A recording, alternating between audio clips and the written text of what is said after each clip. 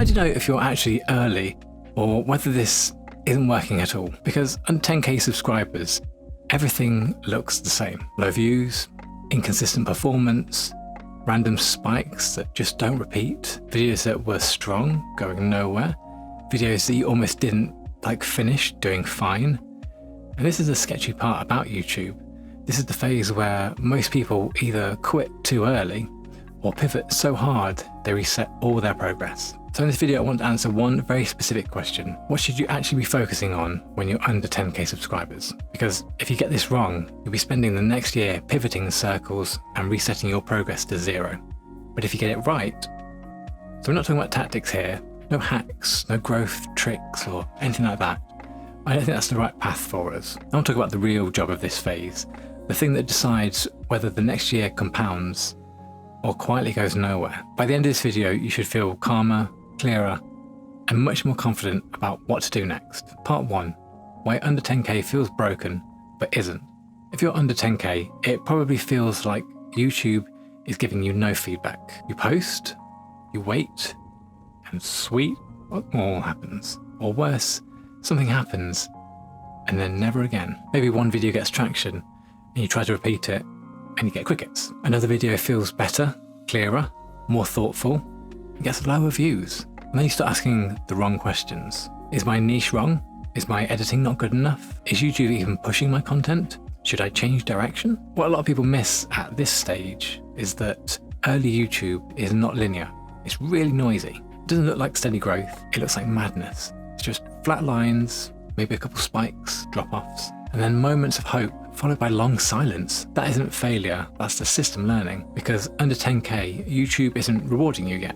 It's trying to categorize you. It's trying to understand 3 things. What are you actually about? Who should this content be shown to? And how confident should we be in recommending you again to them? And that takes time and repetition and consistency, which is why this phase feels so uncomfortable. You're doing real work, but the feedback loop is weak at best. You're building signal, but the signal hasn't stabilized yet. And when as human beings don't get feedback, we assume something is wrong, especially creators. So we start overanalyzing the analytics. We start refreshing YouTube Studio every 5 minutes, 10 minutes, and maybe we start changing things too quickly. A new niche, a new format, a new tone, a new identity. And every time you do that, you make YouTube's job a hell of a lot harder. Imagine trying to describe a person who changes their personality every week. And that's what most under 10k channels look like. They're not bad, but they're just confused and unclear. Clarity is what comes first, and then the growth comes later. So before we talk about what to focus on, we need to internalize this. Under 10k, your job is not to grow fast. Your job is to reduce uncertainty for the platform and for yourself.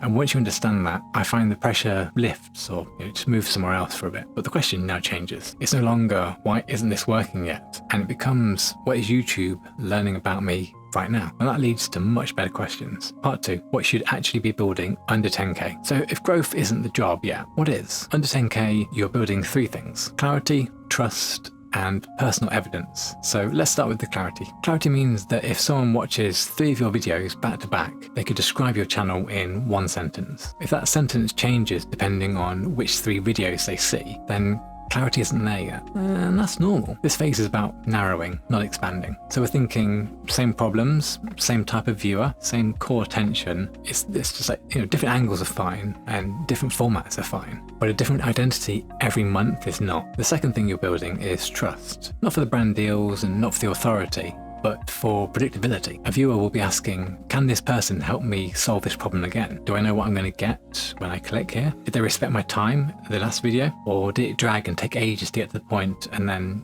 promote Skillshare or something? Trust is built when the viewer feels safe clicking twice. That's it, really. It's not virality, it's repeatableness. And the third thing, which actually no one ever talks about, I find, is personal evidence. You need proof for yourself that this is worth continuing. Under 10k, you're collecting data points. What topics did I speak about? Where people actually got to the end of the video? What did they comment on without being asked?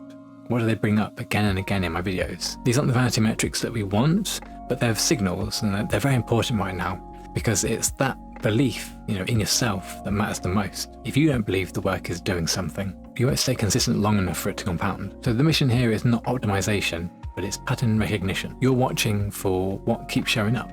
And that leads us to take the most common mistake in this phase. Part 3, the trap that kills most channels here. The trap is overcorrection. A video underperforms, so you figure the idea was wrong. But if a video overperforms, you think you cracked the code. Both assumptions are risky, and both are kind of dangerous right now. Early performance is quite volatile. It's influenced by timing, packaging, randomness, and factors we don't actually control yet. So when creators change direction too quickly, they're reacting to noise and not a signal. They don't give ideas enough reps to actually reveal a pattern. So maybe you can think about it like this. If you were learning to lift weights, you wouldn't change the program after one workout. You'd give it a couple of weeks. You'd watch how your body adjusts and how it responds. And quite importantly, you would adjust slowly as well. And content's the same way.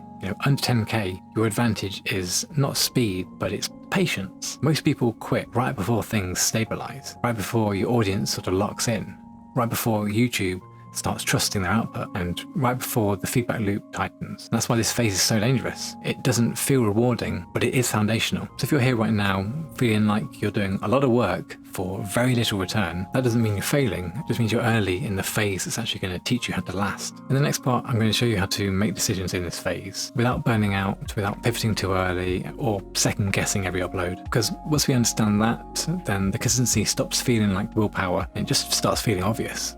Part 4, how to make decisions without second guessing. Most creators under 10K aren't failing. They're overthinking every decision because they don't trust their story yet. When you don't have data, it's hard to see the path in the fog and everything feels like it's based on intuition. Without momentum, every choice feels like a risk. So we end up asking the wrong questions. We ask, is this video good? Is this niche right? Should I pivot again? But these questions are impossible to answer this early. So instead, here's the filter I want you to use. Under 10K, there are only 3 questions that matter. First is, can I make this content consistently for the next 6 to 12 months without resenting it? That doesn't mean feeling excited every day, maybe not even feeling motivation, just willing to. Secondly, am I learning something specific every time I publish? We're not asking, did this perform, but did I understand something new about the titles, thumbnails, the hook, or the pacing maybe? And thirdly, do the people who should care a little bit more each time I publish? So that might look like slightly better attention, a thoughtful comment, someone saying, this is exactly what I was feeling. If the answer to these 3 questions is yes, then definitely don't change direction. Even if the views are low, even if it feels slow, even if someone else is growing faster, because under 10K, direction comes from repeatable learning, not external validation. Part 5, when to stay the course versus when to actually change. This is the part that a lot of people get wrong. They think consistency means stubbornness, or changing direction means failure. Neither is true. If the content feels hard, but you're getting clearer, and you're explaining things better, you're spotting patterns, then you stay. That difficulty is skill forming. But if the content feels hard and you dread recording, you feel like you're performing a version of yourself, you can't explain why you're making the video anymore, that's less about discipline failing and more a sign of misalignment. The mistake here is changing topic when the problem is usually your approach. Most creators don't need a new niche, they just need a tighter point of view, a clearer problem, a calmer pace. So before you pivot, you ask one more question. Is this unclear or is it wrong? Unclear gets refined,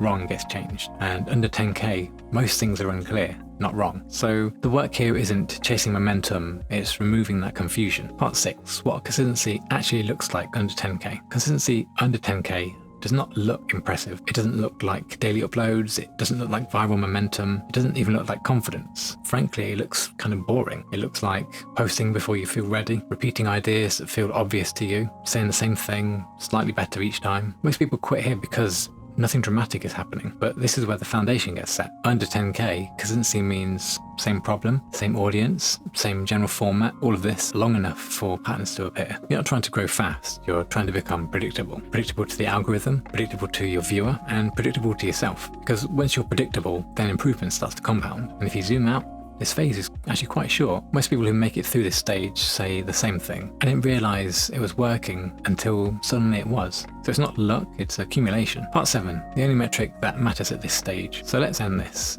If you have under 10K subscribers, there is one metric that matters more than views, more than subscribers, more than watch time, and that's clarity per upload. After every video, ask, is my thinking clearer than it was last time? Is my message simpler? Do I understand my audience's problem better? If yes, then you're winning. Views will come later, momentum comes after clarity, and trust comes after repetition. This phase isn't about proving yourself on the internet, it's about building something that you can stand behind long enough for the internet to catch up. So if you're under 10K and things feel slow, confusing or quiet, that's perfect. That's exactly what this stage feels like. Stay long enough to learn, refine before you pivot, and let consistency be calm, not heroic. In my next video, I'll break down what actually deserves your attention each week, especially when you're into 10K, and particularly what you can safely ignore without falling behind. Watch that next, and things will become a whole lot clearer.